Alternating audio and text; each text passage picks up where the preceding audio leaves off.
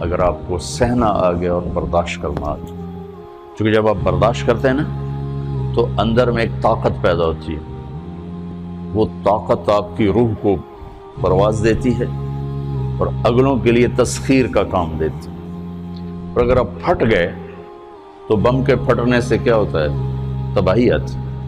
جب آپ پھٹیں گے یا میں پھٹوں گا تو معاشرے میں تباہی آ جائے گی۔ تو اس کے لیے آپ دو چیزوں کا اہتمام فرمائیں۔ ایک، اپنی زبان کی حفاظت فرمائیں۔ آپ اس 400 کے معاشرے میں کوئی غیبت کرنے والا نہ ہو، کوئی جھوٹ بولنے والا نہ ہو، کوئی کسی کو طنز کرنے والا نہ ہو، تانا دینے والا نہ ہو۔ ایسی بات جو کسی کے دل پہ جا کے چوٹ مارے، اس سے آپ اپنی زبان کو صاف کر لیں۔ کبھی اس پہ قابو پا سکیں گے، کبھی نہیں، کبھی رہ جائے گا، کبھی ہو جائے گا۔ تو جب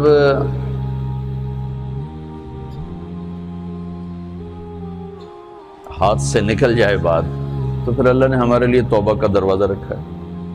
2 نفل پڑھو، اللہ سے معافی مانگو، جس پر زیادتی ہو اس سے جا کے معافی مانگو، اس سے آپ کی مزاج میں ٹھہراؤ آ جائے گا۔ تو میں آپ سب سے یہ گزارش کرتا ہوں کہ اس معاشرے میں آپ اپنی زبان پہ قابو پانا سیکھیں۔ برائے میرے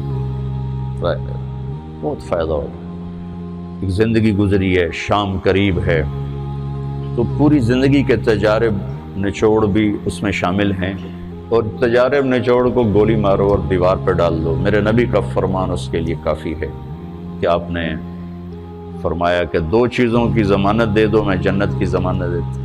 ایک تمہارے جو 2 جبڑوں کے درمیان ہے، ایک تمہاری 2 ٹانگوں کے درمیان ہے، اسے پاک کر لو، میں جنت کا ضامن بن جاتا ہوں۔ اور معاذ بن جبل سے فرمایا کہ تمہیں پورے دین کا نچوڑ بتاؤں؟ کہ جی کیا؟ تو آپ نے اس حدیث کو میں نے پتہ نہیں ہزاروں لاکھوں دفعہ بیان کر دیا ہے، اور ہر دفعہ بیان کیا ہے کہ اچھا یہ ایسے کر کے کیوں فرمایا؟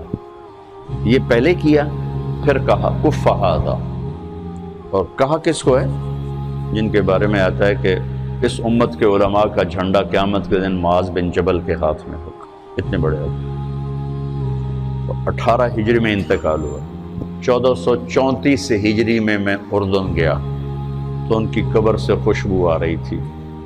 1400 سال گزر گیا، ان کی قبر سے خوشبو کا آنا بند نہیں ہوا۔ اتنے بڑے آدمی کو کیسے سمجھایا؟ بچے کی طرح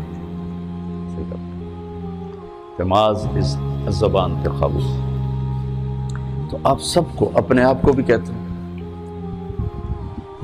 وہ عرب خطیب کہتے ہیں اوصیکم نفسی اولا وایاکم کر کے عام طور پہ خطبہ شروع کرتے ہیں۔ تو میں بھی اپنے ذات سے شروع کر کے آپ سے یہ عرض کرتا ہوں بچوں کہ اپنی زبان پہ قابو پانا سیکھو۔ یہاں اس کی مشق کر لو۔ یہ چھوٹا سا میدان ہے، چھوٹا، ایک تالاب میں ہے، آپ تالاب، یہاں سے نکل کر آپ ایک سمندر میں کودیں گے جہاں کہ رشتوں کی فہرست ہوگی، تعلقات کی فہرست ہوگی، ناگواریوں کے خوفناک خاردار کانٹے ہوں گے، کہیں کہیں پھول ملیں گے ورنہ کانٹوں سے بھرا جہان ہے۔